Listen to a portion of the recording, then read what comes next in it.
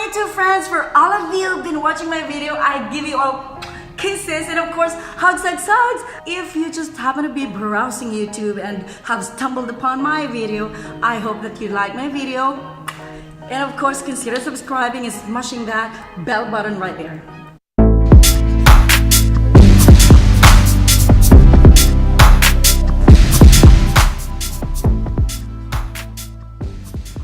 I've been actually wanting to shoot this video because I have a lot of friends who've been asking us, or me and my husband, how much did we really spend when we went to Europe. If you happen to come across my previous vlog, it was actually shot the day before we were flying to Prague and then the day we were actually in Prague. We were there for 2 weeks. So how much does it really cost to go to Europe? And how many countries have you visited in the past 2 weeks? So here you go.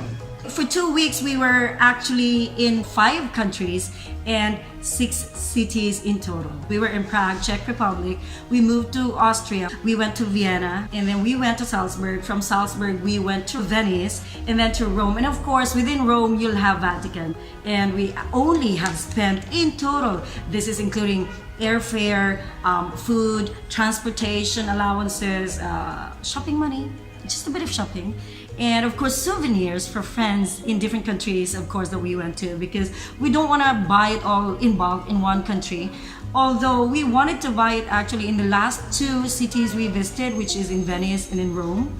Yeah, and that's where we bought actually a lot of souvenirs for friends. But those are keychains, magnets, and then in Vienna we picked up the Starbucks tumblers because I personally collected the Starbucks. You know that Starbucks tumblers that has like the country or the name of the city written on it, and then the icons of Kuwait, like the Kuwait Tower is there on the picture. I was able to pick up from Vienna. Yay! And of the 6 countries we've visited, we only have had Vienna because all the other countries don't have the Starbucks tumblers anymore. Anyway, we go back to the subject matter, which is how much did we really spend for 16 days in total, actually, including Istanbul, because we happened to stop over forcefully because of the Pegasus delayed flight in Istanbul again for another 2 days. So in total, we spent about 1,000. I'll get my cheat sheet for you. I'll tell you how much exactly. So in KD, we only spent, for those who are based in Kuwait, for 16 days, including the Istanbul trip, we have actually spent 1,487 KD. We have actually, for the 16 days trip, for the 16 days trip, we've actually spent 1,487 KD to dot. In euro, it's 4,312. In peso, that's 257,500. In US dollars, that's 4,887.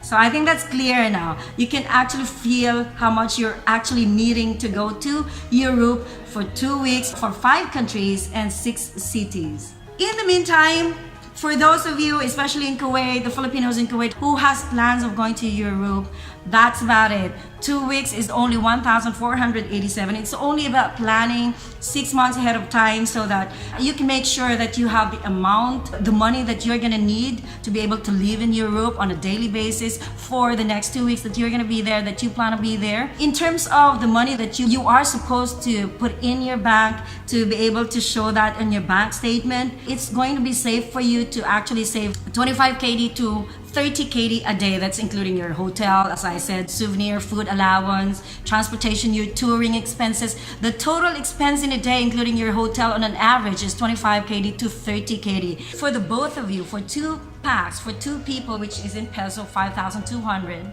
In euro, about 67 euro a day. In dollars, about $98 to $100 a day. That's already a bit of a kind travel expense to expect to put in your bank account. Of course, you're gonna have to multiply that amount to the number of days you're gonna be there. In that case, you're gonna be able to convince the consul of a specific embassy to give you a Schengen visa. And of course, apart from that, you're gonna have to present the bank statement that's going to have that amount. So your bank statement is going to be 6 months.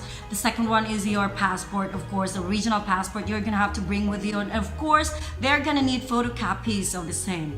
Your salary certificate, your residency, of course, is going to come with your salary certificate. And a passport size ID or a picture that's in white background. You actually have to identify first in which country you'd want to go to. So for us, for example, on the first Schengen visa, we applied for German embassy because for the number of days we were there, we are mostly staying in Germany, in like 3 or 4 cities in Germany. So we applied in the German embassy. That's how it goes. If you plan to go to Europe and you're going to be there for 14 days, how many number of days are you going to be staying in the city, and which the most number of days that you're going to be staying in one country or in one city, that's where you're supposed to apply your visa, your Schengen visa.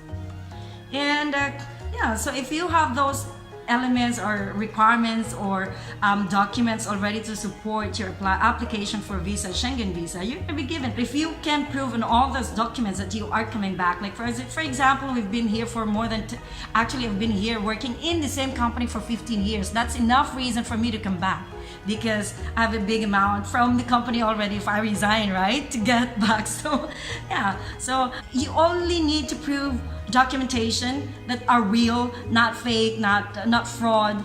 Mostly you're not going to be interviewed by a consul of a particular embassy, because you're going to be applying through an agency, accredited agency, for example VSF. For the past one that we have applied for Prague, the Prague embassy is under VSF agency that you're going to pay for an extra amount apart from the amount for the visa that you're applying for that costs about 21 KD. The agency, the VSF agency, is just gonna top up 10 KD, another 10 KD for the service fee that they're gonna do for you. So all you need to do is to save that amount if you plan to go to Europe.